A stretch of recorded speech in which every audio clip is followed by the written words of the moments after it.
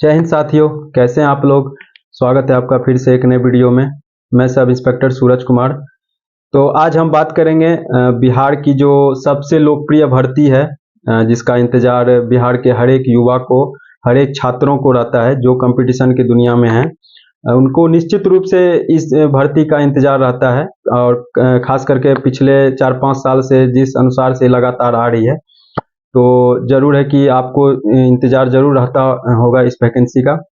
तो हम बात कर रहे हैं बिहार दरोगा, जो कि 1275 पोस्ट आई है वैकेंसी, और काफ़ी इंतज़ार के बाद आई है, काफ़ी मतलब परेशान करने के बाद आई है। मैं समझ सकता हूँ, कहीं इस पे पहले भी काफ़ी सारे वीडियो बनाए हैं मैंने, लेकिन अंततः यह आ चुकी है। थोड़े से पोस्ट कम है, लेकिन फिर भी बहुत ज़्यादा पोस्ट है।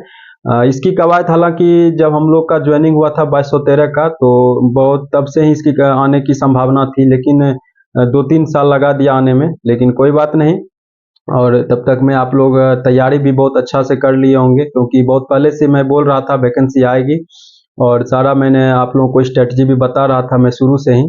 तो वैकेंसी 5 तारीख से इसका फॉर्म फिलअप भी स्टार्ट हो चुका है, और इस पे हम पूरा फुल डिटेल आज चर्चा करेंगे, आपकी क्या अब स्ट्रेटजी रहनी चाहिए। और यहाँ तक कि सुनने में आया है, कुछ एक लेटर वायरल हो रहा है कि 17 दिसंबर से शायद इसका एग्जाम भी होने वाला है। तो यानी कि बहुत कम समय है आपके पास। और जैसे कि इसका पूरा प्रक्रिया है, तो उसमें शायद नोटिफिकेशन में भी दिया था 6 मंथ में इसका कंप्लीट कर देगा। मेरे अनुसार से हो सकता है 6 मंथ में कर दे, क्योंकि जैसा कि हम लोग का अभी ट्रेनिंग चल रहा है, तो लगभग 6 मंथ का ट्रेनिंग हो चुका है, और हम लोगों का अभी और 6 महीने का ट्रेनिंग बचा हुआ है। तो इस अनुसार से भी वो लोग प्रक्रिया को पूरा करने का कोशिश कर रहा है कि हम लोग यहाँ से निकलेंगे और आप लोग जो 1275 में सेलेक्ट होंगे उनको यहाँ पे एंट्री मिलेगी। तो इस अनुसार से भी हम कह सकते हैं कि 6 माह सही में हो सकता है, 6 महीने में ये पूरा प्रक्रिया करा दे। तो इस पे हम आज फुल डिटेल चर्चा करेंगे, इसके थोड़ा सा सिलेबस के बारे में, बुक लिस्ट के बारे में, क्योंकि बहुत सारे आप लोगों के कमेंट भी आ रहे थे इसको रिलेटेड। क्योंकि जो हैं सीरियस कैंडिडेट उनको तो पता होगा सब इसके सिलेबस के बारे में, लेकिन फिर भी कुछ नए छात्र इस बार तैयारी में लगे हैं, तो उनका सारा डाउट आज क्लियर हो जाएगा।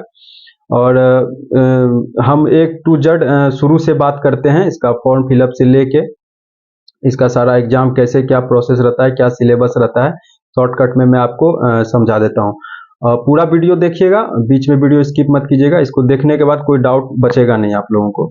तो पहले हम थोड़ा सा इसका सिलेबस का बात करते हैं शॉर्टकट में, उसके बाद फिर हम बुक लिस्ट के ऊपर जाएंगे, और उसके बाद फिर स्ट्रैटेजी भी क्या रहनी चाहिए मैं आप लोगों को बताऊंगा। चूंकि देखिए मैं इस सारे फेज से गुजरा हूं, तो मैं आप लोगों को एक जेन्युइन बात बताऊंगा जो मैंने किया था। और हालांकि सबकी स्ट्रैटेजी अपनी अपनी हो सकती है।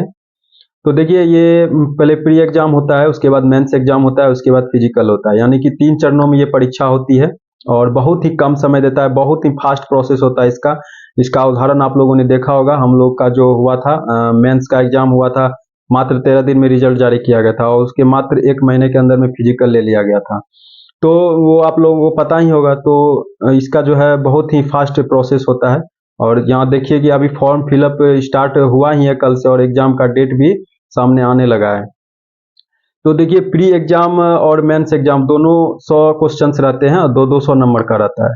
तो अब प्री एग्जाम में आपके 100 क्वेश्चंस मतलब जीएस से रहेंगे, और कुछ 4-5 मैथ रीजनिंग भी डाल दिए जा रहे हैं, इधर पिछले कुछ वैकेंसी से देखा जा रहा है। और बाकी सारे जीएस रहेंगे, और करंट अफेयर्स का बहुत बड़ा रोल रहता है इसमें, 20 से 25 करंट अफेयर्स रहता है। तो उसके लिए भी मैं आपको बुक बताऊंगा, आगे वीडियो में बने रहिएगा पूरा। तो आपको जीएस में आपको साइंस भी आ जाता है, लगभग 15 से 20 नंबर का साइंस भी रहता है, और बाकी वही हिस्ट्री, पॉलिटी, ज्योग्राफी, और कुछ अटपटे क्वेश्चन से इस बार 2213 में देखने को मिले थे 2-4 क्वेश्चंस। लेकिन उसके लिए अब आपको ऐसा नहीं है कि 2-4 क्वेश्चन के लिए आपको प्रॉपर उस फील्ड में पढ़ना है, अभी ऐसा कुछ नहीं है।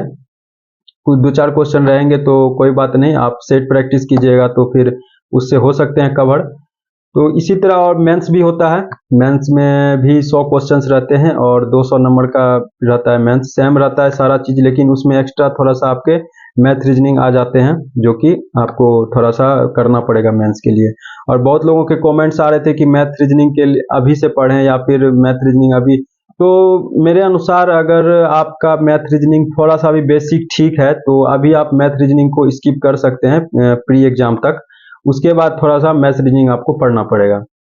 अब बिल्कुल ही एकदम आपका मैथ जीरो है तो आपको पढ़ना चाहिए, अभी से ही पढ़ना चाहिए, काहे कि 4-5 क्वेश्चन मैथ के डाल दिए जाते हैं, छोटे छोटे क्वेश्चंस रहते हैं लेकिन प्री में भी डाल दिए जा रहे हैं क्वेश्चंस। तो मेंस में भी उसी तरह सिलेबस रहता है, मैथ रीजनिंग थोड़ा सा 20 नंबर आ जाता है उसमें, बाकी सब सेम रहता है प्री के तरह। थोड़ा सा क्वेश्चंस का लेवल हो सकता है अपर, तो प्री का तैयारी कीजिएगा तो अच्छा से, तो आपका मेंस का भी तैयारी हो जाएगा। और आपको तैयारी उस अनुसार से ही करना है कि मतलब उस लेवल का करना है। अभी 2-3 महीना है, अगर मान लीजिए एग्जाम हो भी जाता है दिसंबर में, तो फिर भी अभी 2 से ढाई महीना है और इतना दिन से वैकेंसी का आने का था, तो आप लोग बैठे तो होंगे नहीं। मैं भी वीडियो पे वीडियो बना रहा था बहुत दिन से, तो उम्मीद है कि जो सीरियस कैंडिडेट होंगे वो लगे होंगे पहले से ही। मैं बार बार बोल भी रहा था आप लोगों को कि अचानक वैकेंसी आएगी और आप लोग पैनिक हो जाइएगा उस समय समझ में नहीं आएगा क्या करें, मतलब घबरा जाइएगा थोड़ा सा। फिर भी घबराने की कोई जरूरत नहीं है, आप अभी भी 2-ढाई महीना है, आराम से अभी करना है। लेकिन अब देखिए, आपको अभी बहुत सा डिस्ट्रैक्शन भी होने वाला है, क्योंकि त्योहारों का समय अब स्टार्ट होने हो गया है, तो इस सब से थोड़ा सा बचना पड़ेगा और आपको इस समय मतलब टाइम नहीं बर्बाद करना है। अभी प्रॉपर 2-ढाई महीना थोड़ा सा इस सब से बच के रहिए, क्योंकि देखिए दोस्तों, किस लेवल पे इसका इंतजार कर रहे थे आप लोग, ये मैं समझ सकता हूँ, क्योंकि मैंने सारा कुछ झेला हुआ है।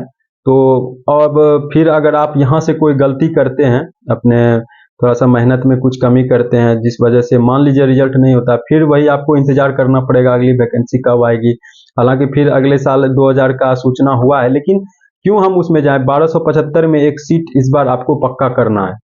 अब यहाँ से 2-ढाई महीना में आपको कोई गलती नहीं करना है, प्रॉपर एकदम अपना फोकस रखना है उस पर। तो थोड़ा सा बुक लिस्ट पे हम भी बात कर लेते हैं शॉर्टकट में। हालांकि बुक लिस्ट के ऊपर बहुत सारे कमेंट आ रहे थे, तो देखिए बुक लिस्ट आपको जो अभी पढ़ने का आपका रहना चाहिए, किताबों को पढ़ने का जो तरीका रहना चाहिए, तो आपको दो स्टेप में बांट के रखना चाहिए। एक बेसिक लेवल, एक थोड़ा सा स्टैंडर्ड लेवल, क्योंकि बेसिक लेवल से सिर्फ आपका मेरिट लिस्ट नहीं बन सकता, लेकिन ये भी सही है कि बिना बेसिक लेवल के भी मेरिट लिस्ट आपका नहीं बन सकता। तो ये दोनों बातें आपको ध्यान में रखनी है। अब है कि बेसिक के लिए किस बुक को फॉलो करें, स्टैंडर्ड के लिए किस बुक को फॉलो करें। तो बेसिक के लिए वही आप जो बेसिक के लिए पढ़ रहे हैं, कोई लूसेंट पढ़ता है, कोई क्राउन पढ़ता है, कोई दृष्टि पढ़ता है, या जहां आपने मान लीजिए कहीं टीचर के पास क्लास किए हैं आप, तो उसको भी पढ़ सकते हैं। तो ये बेसिक के लिए आपको ये पढ़ना है, सारे बुक अच्छे हैं, कोई ऐसा नहीं है कि आपको जो आप पढ़ रहे हैं उसको पढ़िए। लूसेंट भी अच्छा है और दृष्टि की भी एक अच्छी बुक आती है, लूसेंट की तरह ही होता है, थोड़ा सा बढ़िया होता है। आप जो भी पढ़ रहे हैं उसको पढ़िए, क्योंकि अब चेंज करने का समय है नहीं आपके पास। और एक थोड़ा स्टैंडर्ड लेवल का बुक भी आपको एक साथ साथ पढ़ना पड़ेगा अगर आपको मेरिट लिस्ट तक पहुंचना है, क्योंकि सिर्फ इन बुक से आपका मेरिट लिस्ट तक थोड़ा सा मुश्किल हो सकता है पहुंचना, क्योंकि क्वेश्चंस के लेवल आपने देखे होंगे प्रीवियस का, देखिए 2213 का देखिए क्वेश्चन, 10-15 क्वेश्चन थोड़ा सा दिमाग हिलाने वाला था। तो स्टैंडर्ड भी आपको थोड़ा सा करना पड़ेगा। स्टैंडर्ड बुक में आप जैसे आप घटना चक्र पढ़ सकते हैं, परीक्षा वाणी की एक बुक आती है वो भी पढ़ सकते हैं, या फिर एनसीईआरटी सार संग्रह की बुक आती है वो भी पढ़ सकते हैं। मतलब आप अपना अनुमान लगाइए, आप नॉलेज को कितना बढ़ा सकें। और बहुत सारे बुक्स हैं, लेकिन ये 2-3 बुक्स हैं जो कि आप पढ़ सकते हैं। मैंने आप लोगों के पास 2-3 ऑप्शन दे दिए, क्योंकि बहुत सारे लोगों के पास ये बुक होता है, वो नहीं होता है, जो मान लीजिए कि कमेंट्स आने लगते हैं उसके बाद। तो इसीलिए मैंने 2-3 ऑप्शन आप लोगों को दे दिए हैं। ये 3-4 में जो बुक मैंने बोला, इसमें से कोई भी आप पढ़िएगा तो बेस्ट बुक है। तो ये 2 स्टेप में आपको पढ़ना है। और देखिए, प्री के लिए करंट अफेयर्स का तो वेटेज जानते ही हैं, तो करंट अफेयर्स भी आपको पढ़ना है अच्छा से। आप एकदम रेगुलर करंट अफेयर्स पे ज़्यादा फोकस करना है थोड़ा सा, इन सब के हिसाब से देखा जाए तो, क्योंकि 20 से 25 करंट अफेयर्स रहते हैं। तो उसके लिए आप एक स्पीडी या इडुटेरिया की बुक रखिए, ये दोनों काफ़ी है। हालांकि हमारे 2213 में और 2446 में जहाँ तक मैंने एनालिसिस किया था, तो ये दोनों काफ़ी थे करंट अफेयर्स के लिए। लेकिन अगर आप रिस्क नहीं लेना चाहते हैं, हो सकता है 1-2 क्वेश्चन इधर उधर हो जाए, तो उसके लिए तो कोई इशू नहीं है कि उसके लिए आप पूरा हाई लेवल तो आप जो है कोई भी यूट्यूब चैनल से फॉलो कीजिए उसको, यूट्यूब चैनल को, और उससे थोड़ा सा डीप में समझिए करंट अफेयर्स को। बाकी मेरे हिसाब से तो लगता है कि पिछले दोनों एग्जाम को अगर एनालिसिस मैंने किया था तो स्पीडी काफ़ी है। ये स्पीडी या एडिटोरियल दोनों में से जो पढ़िएगा वो इनफ हो जाएगा करंट अफेयर्स के लिए। करंट अफेयर्स अगर आपने अच्छा कर लिया तो मान के चलिए कि 20 से 25 क्वेश्चन आपका एकदम बहुत अच्छा से हो जाएगा, और इसका बहुत ज़्यादा इफेक्ट है पीटी एग्जाम में। और आप लोगों को अब सेट भी लगाना स्टार्ट कर देना चाहिए। एक सेट कम से कम अब डेली लगाना चाहिए। कोई भी सेट लीजिए जो भी बढ़िया है, वो पता ही होगा आप लोगों को। तो सेट जरूर एक सेट डेली लगाइए और उसको अच्छा से डिस्कशन कीजिए। बहुत सारे क्वेश्चन उससे भी, एक्स्ट्रा क्वेश्चन जो आते हैं इधर उधर के, तो उससे भी आप लोगों के कवर होंगे। तो ठीक है, अभी देखिए फॉर्म पहले बहुत अच्छा से एकदम बारीकी से फॉर्म देख के भरिएगा, कोई मिस्टेक नहीं कीजिएगा, क्योंकि ये आपको अगर मान लीजिए मिस्टेक हो जाएगा फॉर्म भरने में, फिर आपको ये आपका जो स्टडी कीजिएगा उस पर इफेक्ट कर सकता है, क्योंकि आपको लगेगा फॉर्म ही गलत हो गया है। तो ये सब पहले ध्यान से फॉर्म भरिए, इसका सारा नंबर उम्बर जितना भी मार्कशीट नंबर या फिर जो भी सर्टिफिकेट का नंबर वगैरह सब लगता है उसको एकदम ध्यान से भरिएगा, बारीकी से भरिएगा। 1275 के पूरी प्रक्रिया प्री से लेकर ज्वाइनिंग तक मैं आपके साथ रहूँगा। अगर मुझे ऐसा लगेगा कुछ कि कुछ एक्सपीरियंस आप लोग को बतानी चाहिए तो मैं ज़रूर वीडियो बनाऊँगा। और आप लोग मेहनत करते रहिए, घबराने की कोई ज़रूरत नहीं है। वैकेंसी कम नहीं है, बहुत ज़्यादा वैकेंसी है। तो ठीक है, मिलते हैं फिर से अगले वीडियो में। जय हिंद।